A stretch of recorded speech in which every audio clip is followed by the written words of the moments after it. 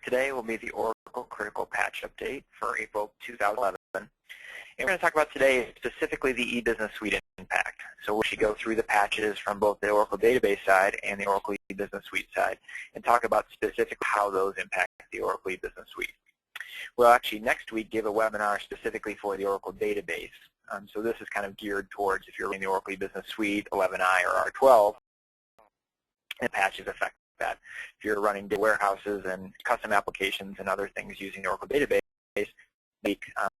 same time, same day, we'll be getting a little bit more in-depth on just the Oracle Database, but I'll actually review as part of this presentation the Oracle Database abilities to impact the Oracle eBusiness Suite specifically.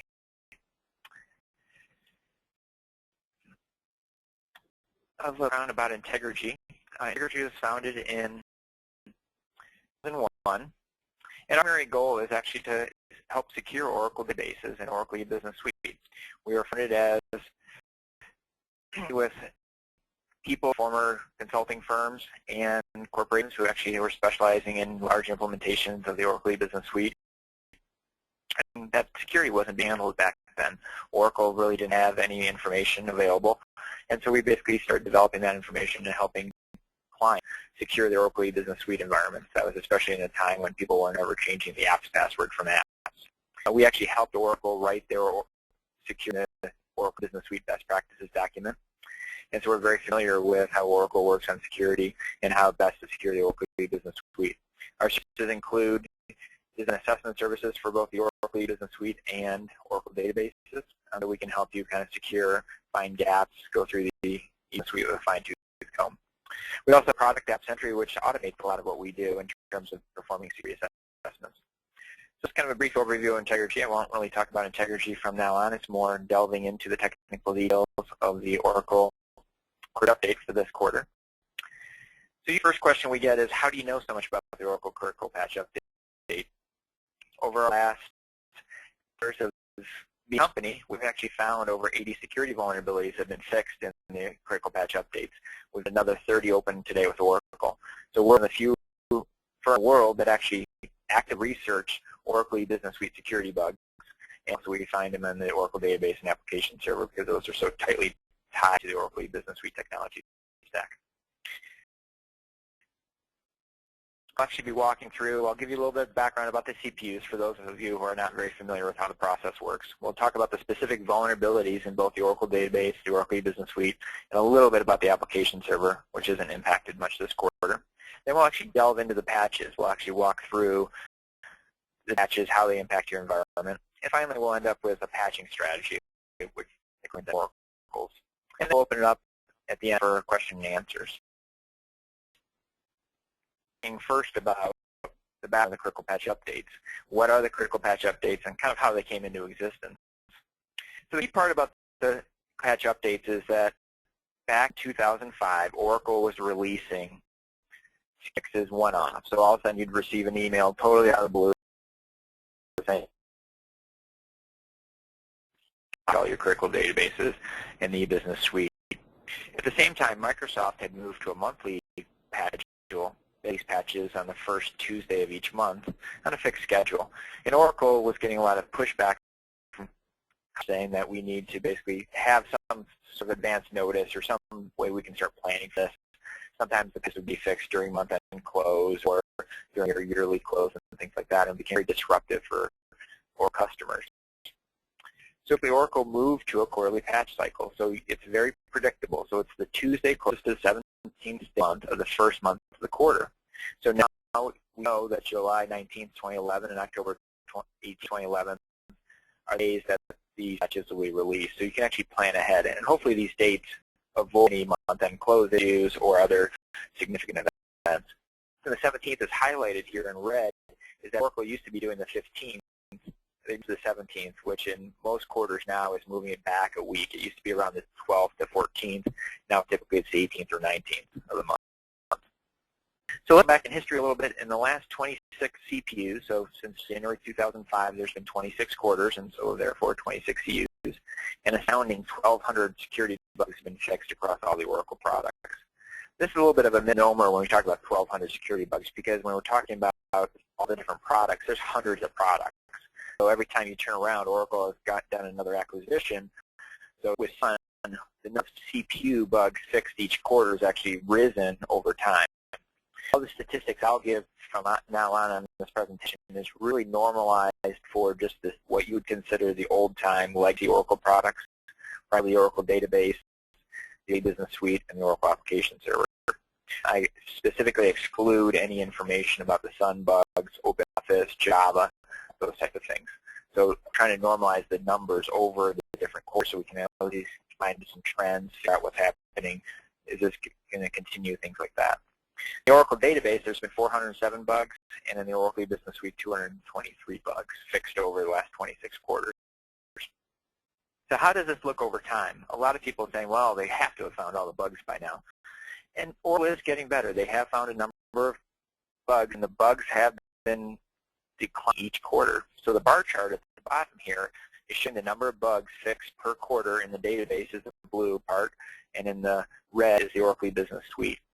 As you see, the numbers are declining, but they're not dropping off to basically zero. We anticipate, based on what we know about how many bugs are open with Oracle by their integrity or some of the other security researchers in the world, that this will continue on for another year or two with Prime Database and the Business Suite bugs. And what's happening, though, the trend is previously lots of low-hanging fruit. So in 2005, 2006, you could basically just walk up to an Oracle database and find a security bug. It really wasn't that complicated. They were fairly easy to find. If you found one, you tended to find 3 or 4 at least in similar type things. So a lot of SQL injection. So if you looked in one package, you'd SQL injection bug. And if you looked in similar packages to that, you'd find 3 or 4. Well, it's done a pretty good job about cleaning up a lot of the security vulnerabilities in the core database. Remember, the database has been around since 1980s, and so security top priority then. Even though the foundation was from the CIA, a SQL injection bug, no one realized it was the significance of it. And a lot of those bugs have been fixed over time, and so what we're seeing now is not bugs in a core patch. That still happens, and actually happens on a regular basis each quarter, but it's 1 or 2 now. What we're now seeing, and we'll talk about especially this quarter, is the bugs tend to be in all the ancillary type packages. They tend to be in the Enterprise Manager Console, Database Vault. They aren't kind of the core of the database. It's hard to find a bug in this package. As it was a couple, you kind of look, and if you did a good enough job and were diligent enough, you could find one.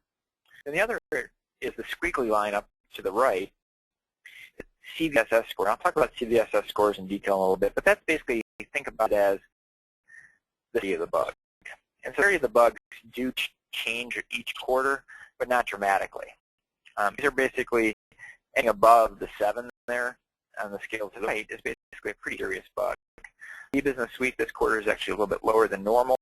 I don't anticipate any trends out of this. So the goal here is to look at, yes, these are all severe bugs. They'll continue to be severe bugs, and they're probably going to be coming out for another year or 2. So when you're planning and thinking about doing patching, you really need to be thinking about this has to be a process moving forward. I've been doing it for a number of years already, and it's going to continue on for a couple of years. Oracle's not going to fix all these bugs overnight and not introduce any more. We actually are seeing occasions. Last quarter, we found one bug was fixed in brand new code. And so it's not like it's a perfect scenario from Oracle that they're fixing all the bugs and not introducing any new code. There are certain cases where we are seeing new bugs and new code, and so this will continue on for a while. Questions that we always get is, what's changed each quarter? What's new? What do I need to be thinking about specifically for this quarter? Well, fortunately for the April 2011, there's no significant changes. In the last few quarters, there's been 2 big changes. First is all Oracle Business Suite 11i patches are now cumulative. Starting January 2010, Oracle is releasing individual and patches simultaneously. January 2011, there are only cumulative patches for the Oracle Business Suite. This makes it a little bit more difficult if you're trying to pick and choose patches to apply. If you've got maybe a X-facing environment and there would be like an iSupplier patch, well, you have to apply the entire CPU now, not just that iSupplier patch. So that's becoming a little bit more difficult, especially since they're cumulative. They're including all those old fixes, so functional testing is a little bit more significant than cumulative patches. Another thing that happened a couple quarters ago was Oracle is releasing a high-level summary of the CPU. So not only is there the CPU advisory that everyone's used to with the grids and all the numbers and partials and things like that, and we'll look at one in a second, releasing kind of what was meant for a CIO. There's no other information in the text form summary. It's basically an English version of the grid. We pretty much ignore it because there's really no more information, but if you want something nice to hand to your CIO or someone who's not that technical, it would actually be a good reading for them to understand from an English perspective kind of what some of these bugs can do. So what a lot of people are confused about, and not as much of an impact this quarter, but last quarter there was actually, it impacted it greatly. What about the CPU bug process? A lot of people don't understand exactly how it works and why some things get fixed and other things don't get fixed. Just to give you a brief overview of what happens during the bug process is some reports a security bug to Oracle. So some integrity, we're a security researcher, we're actively looking for bugs, or a lot of times Oracle customers happen to stumble upon one like, this doesn't work right. Well, hey, what's going on? Hey, that's got security implications. So you actually open it as an SR, Oracle support flags it as a security bug, and then it actually goes into the security bug resolution process. Oracle researches the bug, lets everyone know that they're going to fix it, and they fix it in the main code line. They don't notify anyone outside of Oracle about what the fix is, so there's no testing prior to the release. And it's in the main code line first. So the key is that if it's fixed in the main code line, when you apply a new database patch, you may be getting hidden security fixes. And then what happens is Oracle actually backports it to all the different version platforms. So for a typical database security bug, they have to backport that bug fix about 70 times. So they're developing it on Linux in the latest and greatest version. So 11.203 would be kind of the main code line right now. It's on your release, but they're fixing it in there. They actually take that and backport that to all the different operating systems and all the versions. And so you get about 70-plus patches. That process takes anywhere from 3 months to 3 years. Integrity's got about 4 bugs open right now that have been open over 2 years with Oracle. So some of these bugs can fix in about 3 months. It's about the fastest we typically see a bug fix.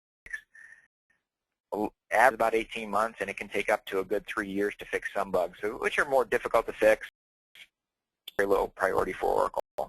So the key is when you're actually applying a new database patch set, so you went from 10.204 to 10.205 right when it was released, you actually got some hidden security fixes, and there's no notification of what those are in the reads or anything like that. There's even a line that says, hey, this security bug was fixed. Another topic that's, if you're reading any of the Oracle security blogs out in the world, there's a little bit of a discussion. There's been some news articles about standard for security vulnerabilities. So basically if you're working with Cisco, Oracle, Microsoft, or any other big vendors, something called the Common Vulnerability Scoring System. And what CSS is so how do you rank a Cisco security bug to a Microsoft security bug to an Oracle security bug? And what this is giving you an idea of a scale of 1 to 10, 10 being the worst, how bad a security bug is. Because with CVSS scores is that Oracle tends to always have low CVSS scores. And it's much more of a problem with the CVSS metric because design gain access. So if I gain root access to a server, that's a 10. If for your entire database and I own all your data, well, it's only a 6.5 because I can't typically root. Very few Oracle security bugs allow you to actually compromise the root of a database.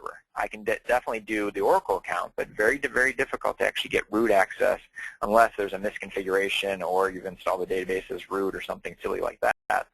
So most database security scores are 6.5 is really the highest you can get. Sometimes they can get up to 7. And I can take over the entire database. And Oracle includes partial plus in the advisory. So always be aware when you're looking at the scores, well, 10 being the worst, but most database security bugs are 6 and 6.5. Those are very serious bugs. And if you talk to your IT security person who's very familiar with DSS, they say, oh, it's not a very serious bug. Oh, way I can take over the entire database. I just can't take over root of the box, but I own all your data, so it really doesn't matter. So just a little bit of CVSS scores, and you need to be aware of it because a lot of people look at it, and there's a lot of this in the Oracle community and some picked up on it saying, hey, Oracle's met them. Well, the problem with the base metric than Oracle doing anything. The actual advisory here for a second. We look at it from an perspective. So the advisory. So all I've done is gone to the Oracle website here, and if you kind of click on the security alerts and then bring up the April 20 GPU advisory, and basically we'll go down immediately down to the section that actually includes all the database vulnerabilities. And then you'll notice is there's actually a unique ID for each vulnerability. This is called the CVE code. And if you actually want more information and see what's actually been released about an Oracle security bug, you can actually search Google for the CVE number. This is a common vulnerability enumeration number. And all security bugs, most major vendors include one of these numbers. So you can actually just type that number into Google and you'll actually get some information. And if anything else has been released or additional information about exploits, things like that, the number will actually tag it pretty well. The thing you're looking at is basically the component. The component basically is telling you within the Oracle software what subcomponent is it in. Typically look at very quickly is what the privilege requirements. And this is a little bit of a different CPU than normal because it's kind of all scared about. Usually these will be packages or we'll just say session. It's very common this quarter with the way we laid out the packages and privileges. It's very confusing. We'll talk about each vulnerability in a few minutes. And then the next column is remotely exploitable without authentication. This is actually fairly important because I exploit this vulnerability. So if you look at the third line, the Oracle SSL vulnerability, I just can basically connect to your database, the SQLnet SSL, and basically do some sort of vulnerability. The next columns are basically related to the CVSS score. So the first number is the metric. So as you can see, these are serious security bugs. I can take over your entire database, but it's only 6.5 on a scale of 10. That I can't get root access. So the key here is anything really over 4 is pretty serious. Anything in the 5s and 6s are very serious. Here is when you start looking at the actual dimensions, partial plus shows me that I can actually take over the entire database. Confidentiality means I can read anything in the database. Intent means I can actually write anything in the database.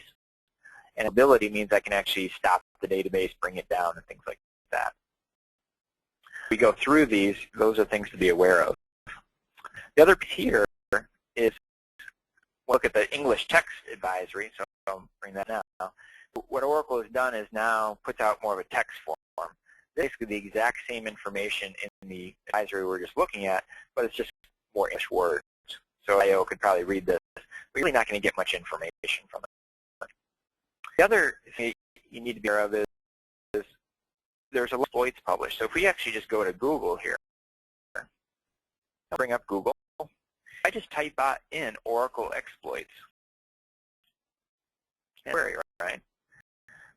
There are actually websites out there that are dedicated to finding and cataloging all different exploits. We won't go through one today, but Red Data Security is an Oracle security firm out of Germany. They maintain a list of different exploits. So they actually go through and publish out what other people have done and actually keep an index of it and say, okay, if here's TNS listener exploit from 2009. So basically, use code right here and go through and basically shut down your listener by just running this, putting in the IP address and the port number, and it'll actually shut down your listener or make it unavailable otherwise.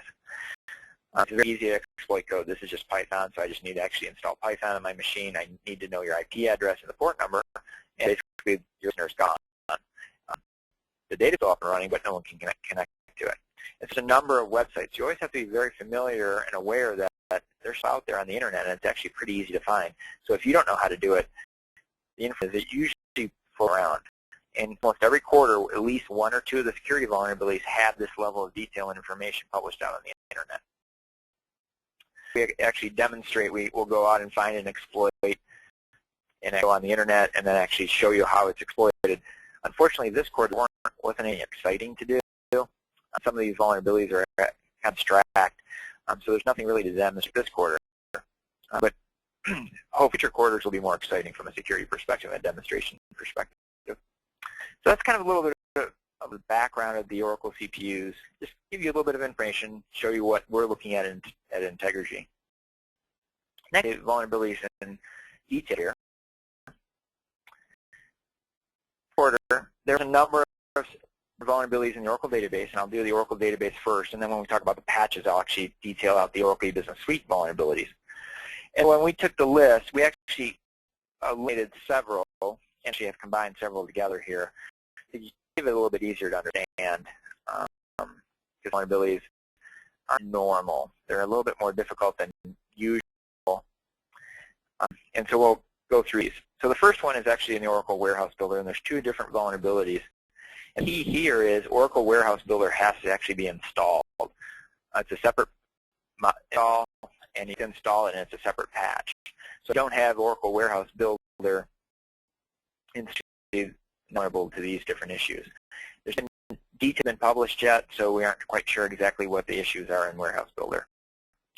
The second one is based within SSL. So those of you who are in more advanced security environments, you can actually encrypt the Oracle SQLnet traffic between the client and the database. So basically have a different options. You can use native encryption, or actually you can use SSL. So if you look in your listener.ora file, and you'll actually see the protocol is TCP/S instead of TCP, that means you're using SSL over TCP, and that's basically the TCP/S configuration within Oracle. It's actually a widely deployed vulnerability. Anyone using the OpenSSL libraries were actually vulnerable to this. So this is actually Cisco's patched this. A number of other vendors have also done it, and Oracle was using the same libraries. So this is actually from 2009. They're patching in the Oracle database. They fixed it in the Fusion middleware a year and a half ago. So now actually fixed in the Oracle database. I'm not sure how there was a delay. And this is a fairly complex one to the idea you can do a man-in-the-middle attack, and which means is I can start intercepting your SSL traffic and act as in the middle, and I kind of then resend it to the database, and the database doesn't know there's a problem. The unit doesn't know there's a problem, and I can actually see the traffic that should be encrypted, and I can see it unencrypted. This only, again, if you're running TCP/S. If you're not running TCP/S for the SQLnet traffic, you're not vulnerable to it. Vulnerability is basically within the network foundation layer, and this is a very classic listener bug. So Windows only. So basically I can cause a denial of service, and what happens is I can send the listener into basically a loop state, and so it starts consuming a lot of CPU. Again, there's only Windows, and the TNS listener process eating up a lot of CPU. There's some details published, not the actual exploit yet. It's actually pretty easy to bring down or cause a big problem on a Windows server. The vulnerability here is actually an Oracle Enterprise Manager, and you may be running the Enterprise Manager console for the database. So this is not Oracle Enterprise Manager, but this is the EM console that would be running locally on each database server. So there's actually a vulnerability that I can access some of the users' pages directly without authentication and potentially do an exploit. Maybe create a user, maybe change a password, things like that. If you're not active running the EM console, and typically done like port 1159 and ports like that, using HTTP, when you go use the web browser, you connect to it, you can do things locally at the database level. That's to be running in order to exploit this one. And the views are basically within Oracle Database Vault. Again, Oracle Database Vault has to be installed. There's views. First one was there wasn't a proper rule for the sysdba privilege that basically change password. So change password is a separate unique function within Database Vault, and they forgot to put a rule in for sysdba. So a sysdba, even though they shouldn't be allowed to, could change other users' passwords pretty easily. And there's a couple other minor issues related to missing some other objects and things like that within Database Vault.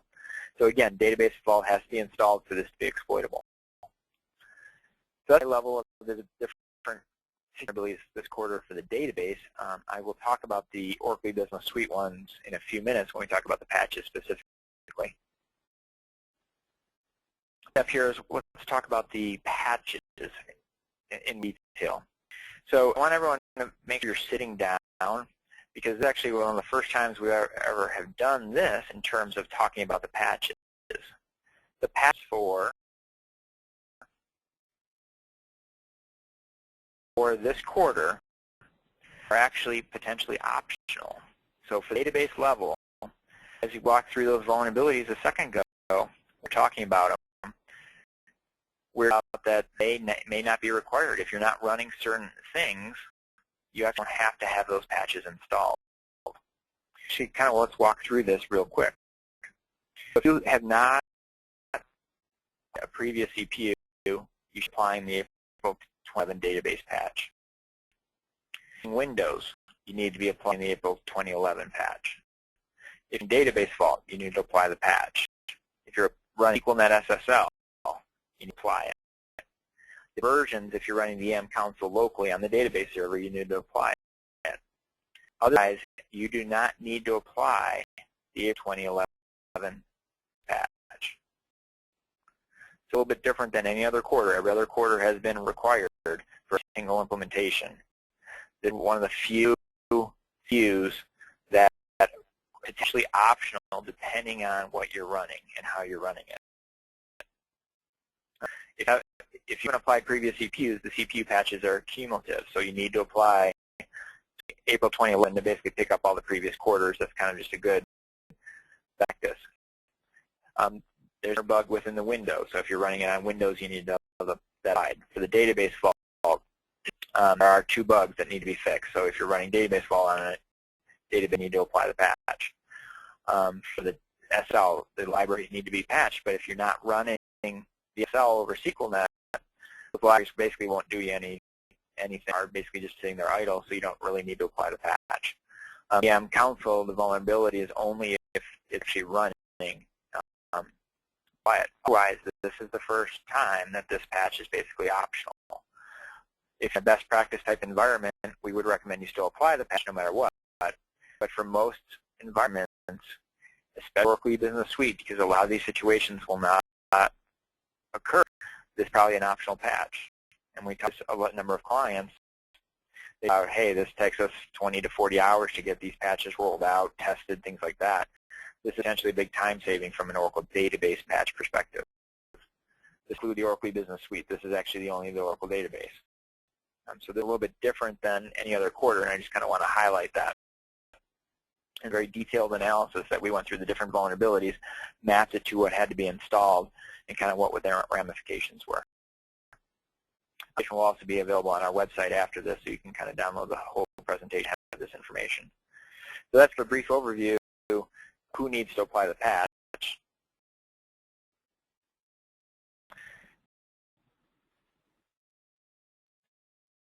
A bit about the patches and the baseline at a high level. So the things we also discuss with clients when we actually do our security assessments, well, the DBA says I applied the latest CPU patch, and go in and check that the latest CPU patch is not applied. And the main reasons that happens is when you do a database upgrade, you always have to reapply the latest critical patch update. Because if I am on 11.106 and I upgrade, or I'm on 11.106, I've got the latest CPU patch applied, and I upgrade to 11.107. It's actually reverting my CPU patch level back to January 2009. So good idea, whenever you do a database upgrade, an application upgrade, you should always be applying the latest CPU, because those patches only include the CPU that was available at the time. Catches with people because they're doing upgrades. So whenever you do an upgrade, you should be looking to apply the latest CPU, even if you've already applied on the previous version. Another area that is kind of interest that to a lot of our clients also is that you need to be always constantly doing upgrades every 18 to 24 months in order to keep CPU support. So Oracle is using this as a stick to keep you moving along on version upgrades, even though a version may be supported by Oracle support. It may not be supported by CPU. So the dates for the moving forward for some of the current database versions and when the last CPU is coming out. So if you're on 10.204, July 2011, the last CPU. you might have been so proud that you just upgraded to 11201. Well, check 2011 is the first CPU for 11201. Integrity attempts to estimate these numbers, so if you can see the 11202, we're estimating that will be supported through July 2013. We're actually caught by surprise ourselves sometimes because the data I had on the last quarter, if you went back to the January 2011 presentation we did, for 11201, we actually had April 2012 there. And what we do is basically kind of look at the release date, some of the other factors, and try to guess when Oracle is going to support it. And Oracle kind of had to support 9 months before they actually terminate support. We had April 2012. We're now July 2011. So Oracle moved it up. We thought it should be by 9 months. They're very aggressive about de-supporting versions for CPUs. Some of the patch sets, like 11107, is a terminal patch set for 11.1, so that's July 2015. But we're within a patch set with database version and not the terminal version. Oracle is very quickly de-supporting those for CPUs. And so you can't apply CPUs, and if you're in an environment where you need to be applying these, nothing like do a major database upgrade and apply a CPU at the same time. Some interesting things about this database patches, they're cumulative. So if you do get behind, it's very easy to get caught up. Another huge issue that is coming up now is patch dates versus CPUs. So Oracle released in July 2009 the concept of patch set updates. Patch set updates are basically critical patch updates, but they also include critical fixes. And the idea is these are more crashes, memory corruptions, disk corruptions, things that aren't really enhancements or changes, but are just kind of fixing something that's broken. Yeah, they won't change the way optimizer works, but you're kind of getting a corruption. There should be fixing that. If you're getting Aura 600 errors, if you go through the bug list, you'll actually see a bunch of Aura 600 errors. So those are basically something's crashing within the database. The idea is that they're low risk but high value, and they're well integrated and tested. But for eBusiness Suite environment, the key is that Oracle development for the eBusiness Suite does not test PSUs. They test CUs. And also there's a lot of stuff in PSUs. So for April 2011, 11202, the CU includes 3 fixes. PSU includes the security fixes plus 40 other non-security related fixes. Those are a lot of Aura 600 errors, a couple of corruption errors, and things like that. Our rule of thumb is if you're applying database patches on a regular basis, you should probably apply the PSUs. You have no idea what a one-off database patch is, so you don't get 600 errors or issues. You probably should stay with CPUs. The issues with PSUs is they're applying a lot of non-security fixes, and when you apply a PSU, you're on a path of PSUs. So PSUs are basically their own patching path, and what they're doing is not only applying fixes, you're actually doing a little minor version upgrade. So apply a PSU this quarter. Next year, you have to apply a PSU, not a CPU. And to get back to CPUs is if you do a database upgrade, because there's versioning within the Oracle database for each individual patch. So the Oracle eBusiness Suite, every single file has a version number. For the Oracle database, that is not the case. So every library, every database package, there's no versioning. And that's why PSUs are a separate path. But once you grade from, let's say, 11201 to 11202, you can make the decision again. But once you apply a PSU to 11201, you also have to apply PSUs every quarter. Questions about this? It's really based on how many database patches you apply on a regular basis. If you're constantly applying them, finding problems, maybe you're running in a large MRP environment, you're getting large bomb explosions, you're getting all kinds of SQL type issues, well, PSUs might be meant for you. But if you're just in a standard variable financial environment, don't go to database one-off patches, we probably recommend you stay with CPUs because you have that overhead of then having to test something else breaking because the PSU got applied. So another question that frequently comes up is, how do I know if I've actually applied a CPU? Different theories about how to do this. The one that we do it very quickly on our security assessments, the right way to do is actually check to see if each package is vulnerable, each file has been updated. That's what our App Sentry tool does. But at home, for a very quick way to do it, there's a table, actually sysregistry $history, that since January 2006 actually contains at least one row and tells you what CPU patch has been applied. Reliable, and the most reliable method for checking CPUs. A lot of people recommend using OPatch, but that doesn't tell you the whole story because every CPU is two parts. You run the OPatch to update the Oracle Home. Actually, a second step that you have to run the cat CPU SQL. And the last statement of the cat CPU SQL is to actually update and insert this row into registry $history. The other nice thing about registry is back of when you've actually done database upgrades. So that's what we use primarily to tell if you've done a database upgrade, but you applied the CPU patch for the previous version, but not the latest version, the history will actually tell you. So this is the best way to know if there's a CPU patch that has been applied. We get into questions about the application server patches, and so this chart kind of gives you a little bit of information about which patches are for which versions. So really only this quarter, if you're doing 10.1, 2.3, do you actually apply a CPU patch. There is one available for 10.1.3.5 in the April 2011 CPU. No vulnerabilities that would be exploitable in an Oracle E-Business Suite environment. But within the 10.1.2.3, there is one specific Apache bug that is fixed, and that could be exploitable. So these are kind of the last CPUs that you'd need to apply for each different this version, and each application server version, Oracle Fusion Middleware, which is the new name. Basically, went over the database and the application. So now, or the database and the application server. Now let's talk about the Oracle E-Business Suite. Their impact for the Business Suite 11i is that you have to be on the extended support baseline. The extended support in December of 2010, starting with the January 2011 and including the April 2011 CPUs, you have to be on the extended support baseline. And so there's the MetaLink number there, 883202. There are patches in there, so you cannot apply the CPU patches because there is a lot of dependencies, and they only test the CPU patches against the extended support baseline for 11i. It's critical that that's it. A lot of people are thinking about, well, we have to do upgrades to R12 anyway, so we're actually going to stop patching. And then if you have up with patching to get to the extended support baseline, there's a lot of functional patches included also.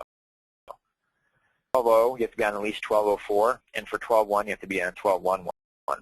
Anticipating fairly quickly, probably by October 2011, that Oracle will actually push that to 12.06 for CPUs. So you need to be thinking about 12.0 and keeping those upgrades going also. Oracle is this as a stick, trying to keep customers going as quickly to new versions as possible to reduce their support costs, and the CPUs are a good way to do that, especially for government clients. That's one of the reasons I think they want to do it, is you can keep the government clients moving quicker by requiring these patches be applied in order to get security patches.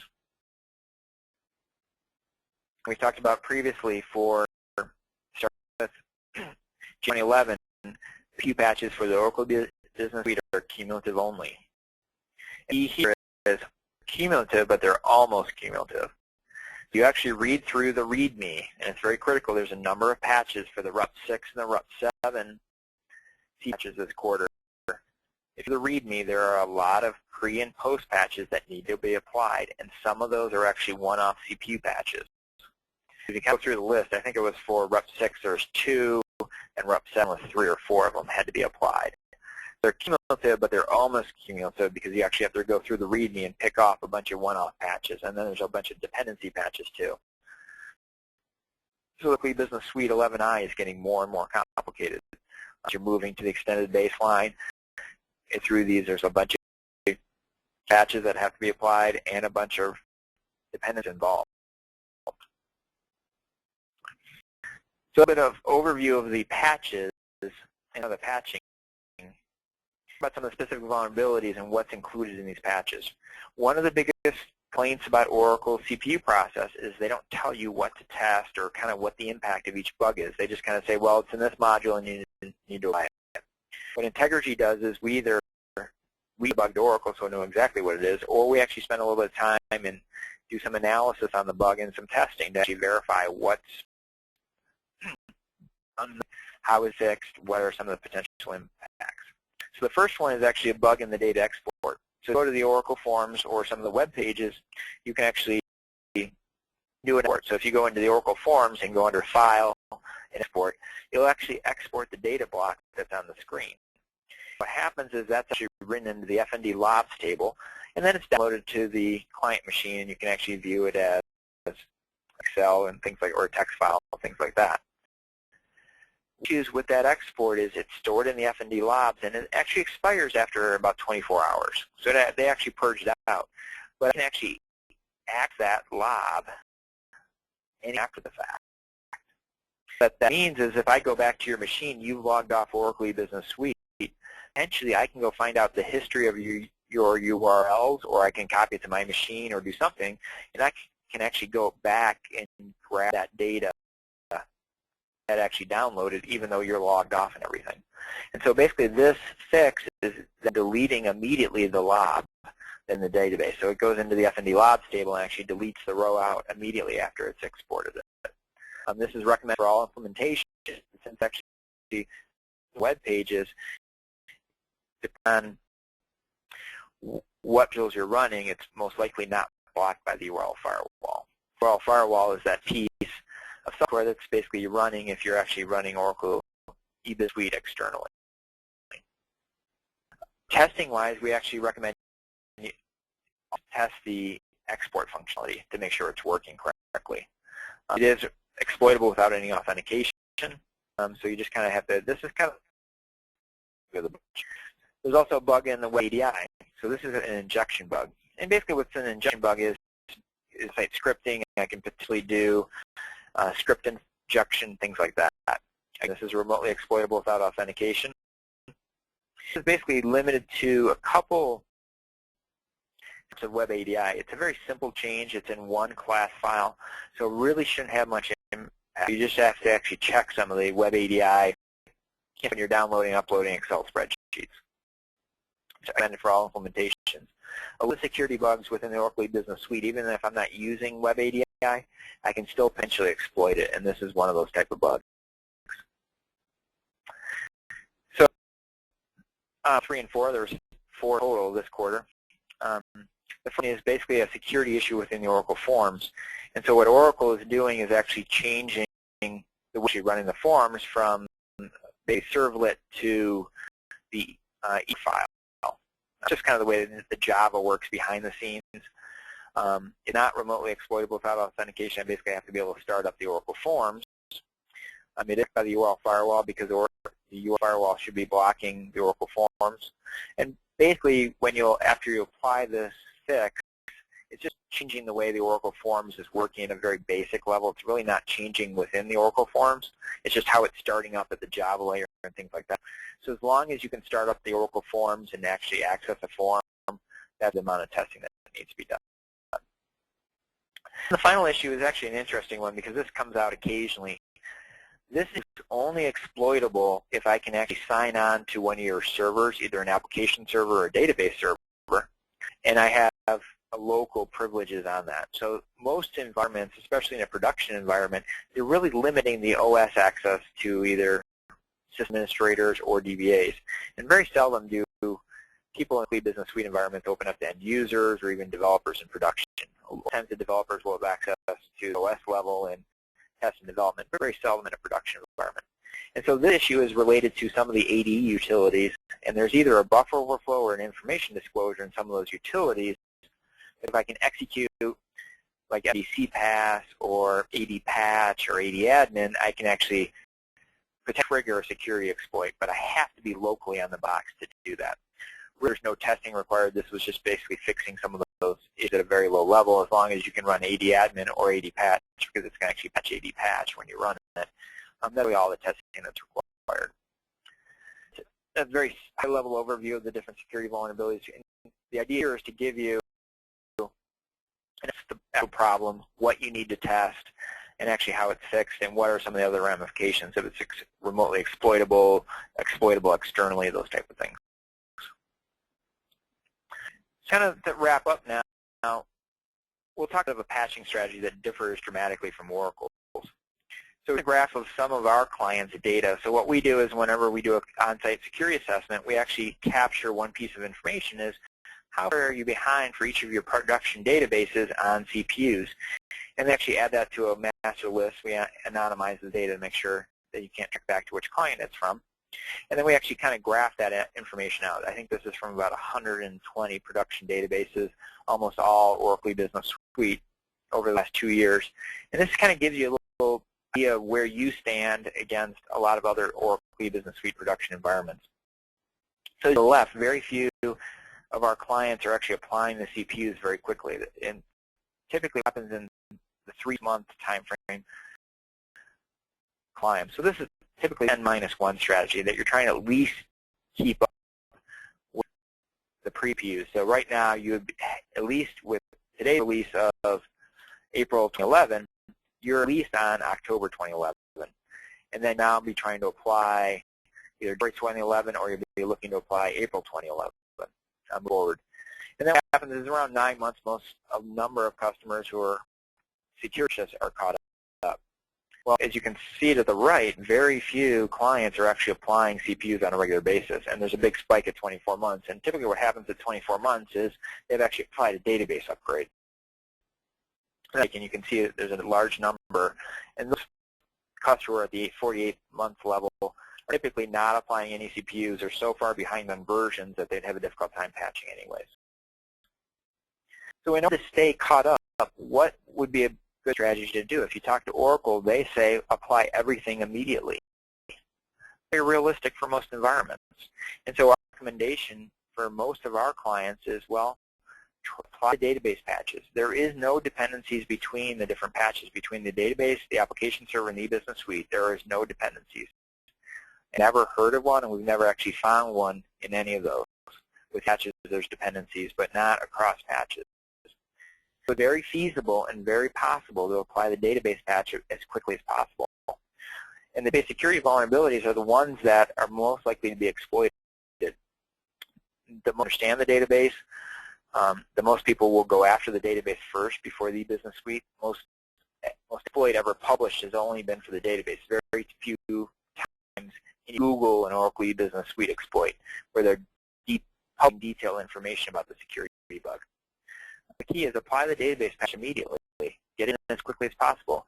We have a number of clients who perform very limited testing of the database patches. They do some DBA testing, high-level technical testing, but they're opening up for functional testing.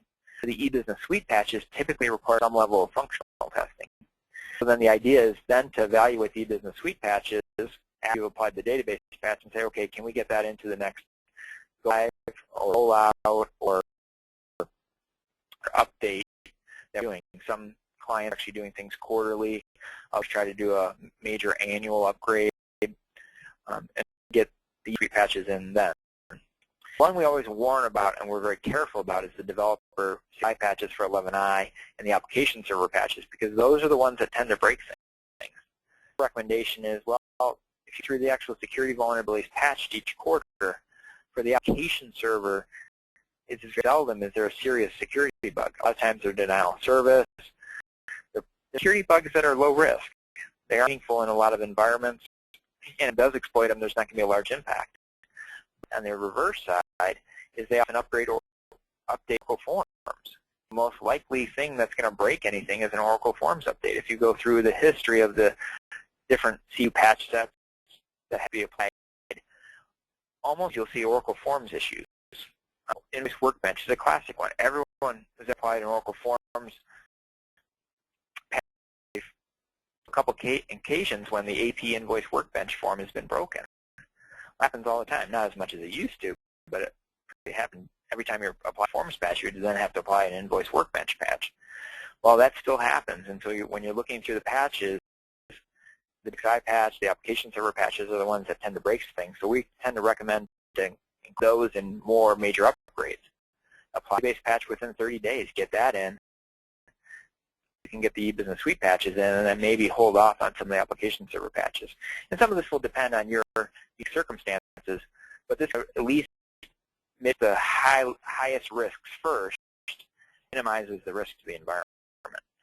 Each quarter, we kind of publish this information out on our website to evaluate it independently, but there's a little bit better ways to apply it than trying to get everything ASAP that Oracle recommends. And what happens is you don't get it in ASAP, you push it off. So really try to recommend our clients apply the database patch immediately, and then try to evaluate and move into regular the other patches as quickly as possible. In the DMZ, this strategy may change a little bit, so if there's a serious iSupplier patch one quarter, it may be wise to get that applied. This quarter, except for the export bug, there's really not much on the DMZ side, but it's still exploited. So that was kind of a high-level overview of the April CPU, trying to give you more information about what the vulnerabilities are, they're exploitable, what are some of the issues with the patches, and better patching strategy. To view information on the Oracle database impact, next week, same time, same day, a more detailed database impact webinar. And for those of you going to our Oracle R12, we actually are giving an improved security in Oracle R12 upgrade in 2 weeks. So we'll open up the questions now. Feel free to enter your questions in the questions box, and I'll turn it over to Phil. Any questions? Thank you. We've got a couple of them here. The first one is, what is the recommendation? What is the recommended timeline for applying the CPU patches? So, I've gone through this for the last 26 quarters. We've built up a lot of studies and evidence from a lot of different clients of ours. And the first one is never download the patches for the first 2 weeks. So one of the first things Integrity does is we download every single patch immediately, and we do it for Linux and Solaris, but we do it for across every database version, across every Oracle Business Suite version. And invariably, every quarter, we get at least one reload notice each quarter. This is basically Oracle found a problem in the patch, and it has to fix it, and then reloads the patch. And so almost always that happens within the first 2 weeks. So unless you're under a really tight timeline, wait 2 weeks before you apply the patches.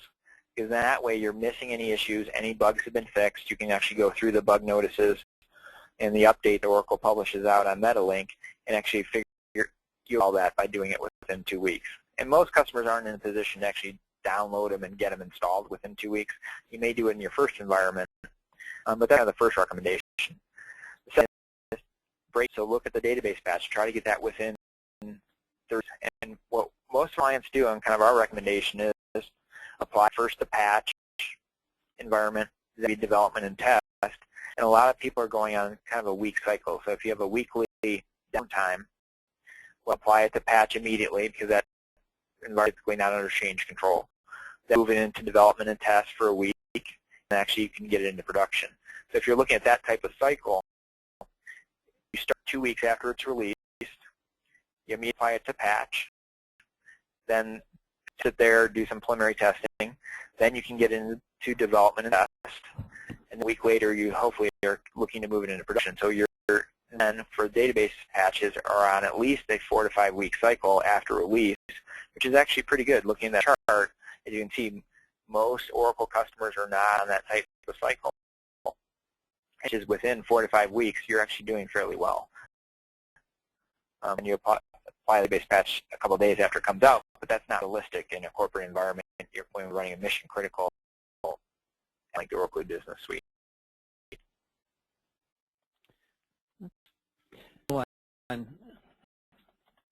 Bear with me 1 second. Export fix. As part of Business Suite, is there any way to check in table or retry some URL to check see if it's working? Basically, what you need to do is go look at the F&D lobs table. So you go in to a form, even if you're any sort of access to the application. So any account can do this. So you just go into any Oracle form that has a block. So that's system profile. Just about anything has a block on the form. And then you do file export, what that does behind the scenes is actually writes a row into FND lobs. And so if you go into applesys.fnd lobs, you then see that row you wrote. And what should happen is once you've executed it, you shouldn't see a row there. So before the patch, you'll see the rows show up, and typically the expiration date on them is 1 day. After you apply the patch, if you do the same export, you basically shouldn't see a record there. And that's a way to test that patch. And there's also a profile option that's added as part of the patch. So it's FND. I'd have to look exactly what the profile option is, but I think it's that if you search under export, you'll actually see a new profile option that defaults to yes to actually delete the row. A little bit more details on that. Next question. Functional perspective, is there anything that we should be testing? The